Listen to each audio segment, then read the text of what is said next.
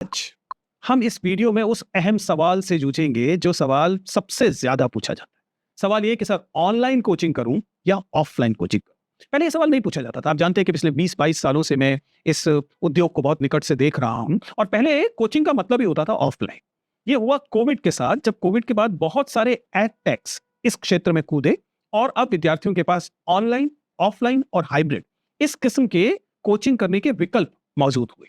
So basically now these are all called factories. इन सबको कहा जाता है कि फैक्ट्री हैं, लेकिन समटाइम्स फैक्ट्रीज बिल्ड फ्यूचर। हर साल 10 लाख से ज्यादा स्टूडेंट्स यूपीएससी का फॉर्म भरते हैं और कुछ दिल्ली, इलाहाबाद, जयपुर, भोपाल, इंदौर ऐसे शहरों में पहुंचते हैं जहां पर कोचिंग की बड़े बड़े हॉल्स होते हैं। 400, 500, 700 स्टूडेंट वहां बैठे होते हैं और ये लोग बहुत दूर दूर से यहां पहुंचते हैं।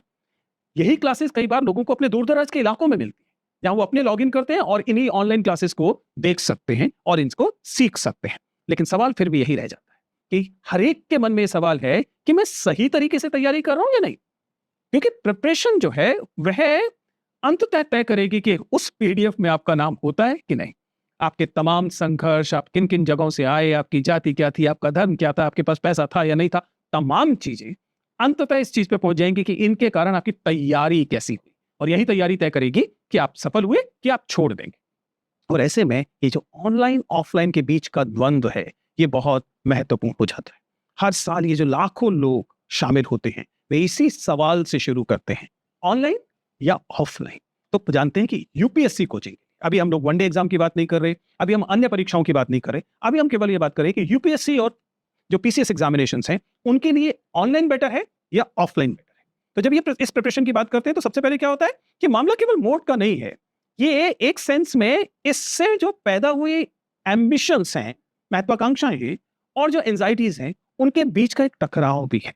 हमेशा जब आप एक रास्ते को अपना चुके होंगे, लगातार इस भ्रम में रहेंगे कि कहीं ऐसा तो नहीं कि दूसरा वाला रास्ता बेहतर होगा।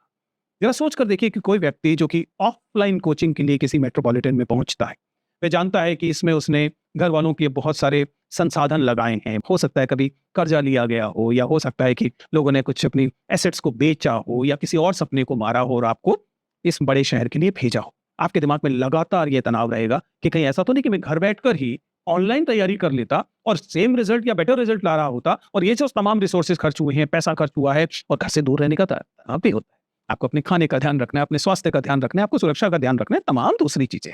तो लोगों के दिमाग में क्या रहता है कि हो सकता है कि मैं ऑफलाइन कर रहा हूं लेकिन ऑनलाइन बेटर होता। पर जैसा कहा जाता है कि थाली का लड्डू हमेशा दूसरे का अच्छा लगता है। जो लोग ऑनलाइन करते हैं उन्हें भी लगातार इसी किस्म के जो संशय हैं उनसे गुजरना पड़ता है।